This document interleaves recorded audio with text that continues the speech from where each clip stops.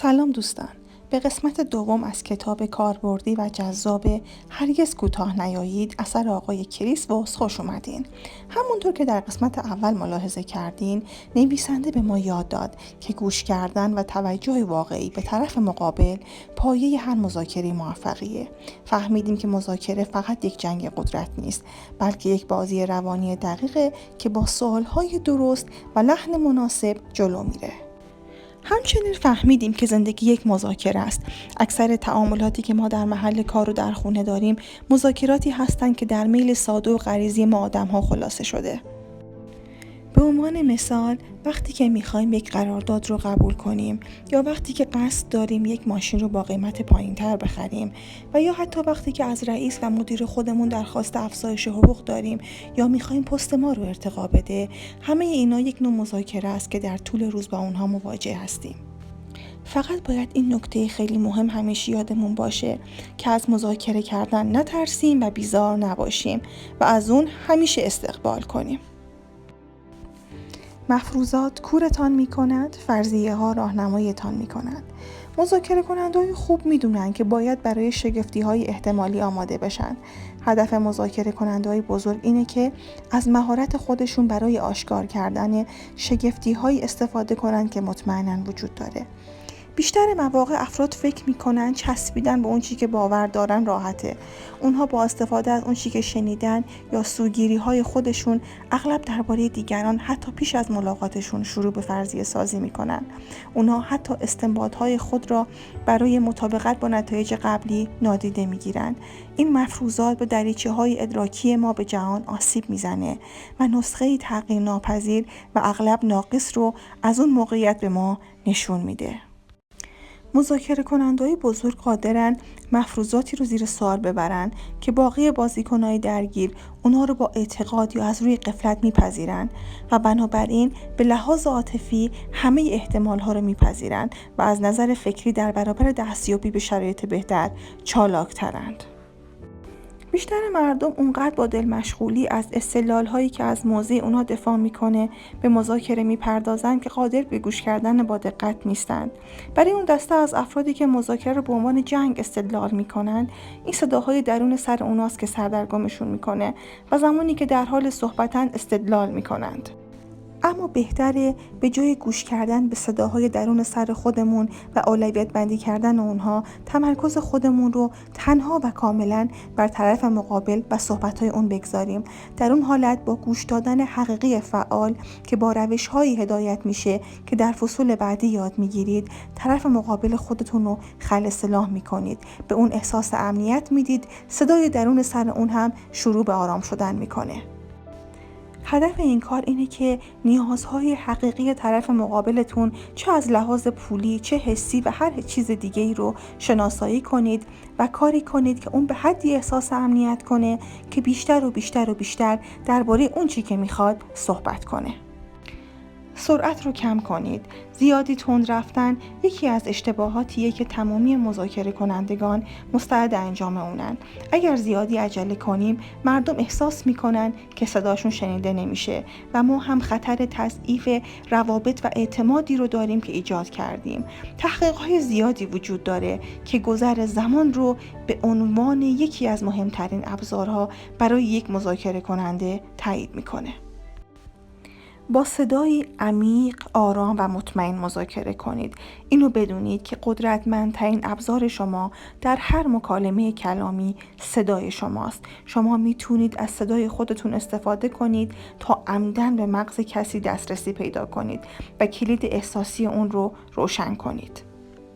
تکنیک آینه وار عمل کردن که به اون ایزوپراکسیسم هم میگیم اساساً تقلیده. این شیوه یکی از جلوه‌های عصبی رفتاری انسان‌ها و حیواناته که در اون ما از یکدیگر تقلید میکنیم تا همدیگر رو آروم کنیم. این کار میتونه با تقلید الگوهای گفتاری، زبان بدن، واژگان، سرعت و تون صدا انجام بشه. این عموما رفتاری ناخودآگاه است. زمانی که اتفاق میفته به ندرت از اون آگاهی داریم، اما این رفتار نشونه اینه که افراد همگام با هم به هم پیوند میخورند و نوعی رابطه ایجاد میشه که منجر به اعتماد میشه. این نوعی پدیده است که از یک اصل بیولوژیکی بسیار پایه‌ای اما عمیق پیروی میکنه. ما از چیزی که متفاوته میترسیم و به سمت چیزی که مشابهه سوق پیدا میکنیم. در حالی که آینه‌وار عمل کردن اغلب با اشکال ارتباطی غیر کلامی به خصوص زبان بدن همراهه، آینه برای مذاکره کنندگان چیزی به جز واژگان نیست.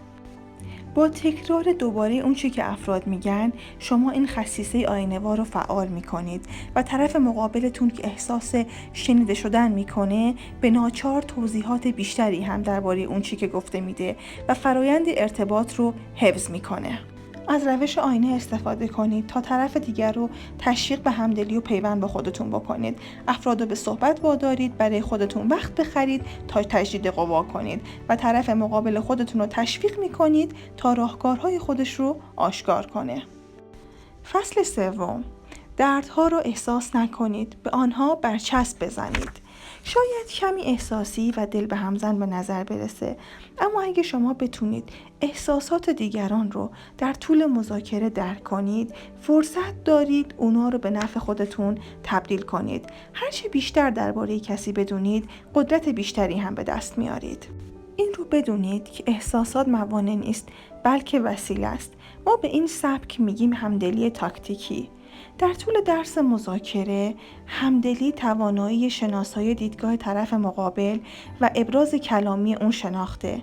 این مسئله شیوه آکادمیک گفتن اینه که همدلی توجه کردن به انسان دیگه است، پرسیدن این که آنها چه احساسی دارند و متحد شدن به درک دنیای اونا. خیلی دقت کنید، ما چیزی درباره موافقت با ارزش‌ها و باورها یا در آغوش کشیدن اونها نگفتیم. اسم این همدردیه. اون چی که ما داریم ازش سخن میگیم، سعی در درک و فهمیدن موقعیتی از دیدگاه دیگری است. دقت کنید، همدلی تاکتیکی درک احساسات و ذهنیت دیگری در لحظه و همچنین شنیدن آنچه که در پس اون احساسات جای دارده و به اصطلاح اون احساسات رو ببینیم و به اون اشاره بکنیم و یا به اصطلاح به اون برچسب بزنیم که به مخاطب خودمون بگیم ما اون احساس رو دیدیم و درک کردیم.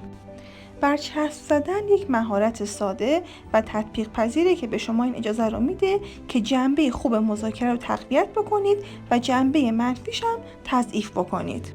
دقت کنید، حتی شما در مذاکرات میتونید بر ترس‌های طرف مقابل برچسب بزنید تا قدرت اونها رو تضعیف کنید. به عنوان آخرین نکته از این فصل باید بگم بدترین مسائلی که طرف مقابل شما ممکنه در طول مذاکره به اون اشاره بکنه، قبل از مذاکره فهرست کنید.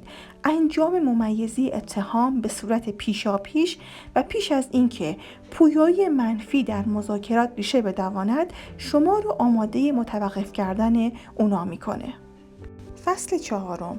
مراقب بله گفتن باشید، اما در نگفتن استاد شوید. برای مذاکره کنندگان خوب نه مثل طلای ناب میمونه. این واژه منفی فرصت بسیار خوبی برای شما و طرف مقابل فراهم میکنه تا آنچه که واقعا میخواین با از بین بردن آنچه که نمیخواین شفاف سازی کنین. دامی که بیشتر ما تو اون میافتیم اینه که حرفهای دیگران رو عیناً قبول میکنیم.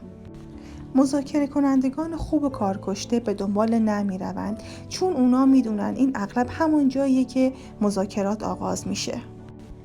واژه نه مهارت‌های زیادی داره، به مسائل واقعی اجازه مطرح شدن میده، از مردم در برابر گرفتن تصمیمات بی اثر محافظت میکنه و به اونا امکان اصلاح این گونه تصمیمات رو میده.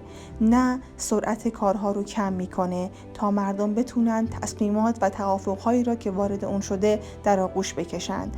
نه تلاش‌های همه افراد رو به جلو سوق میده. فصل 5.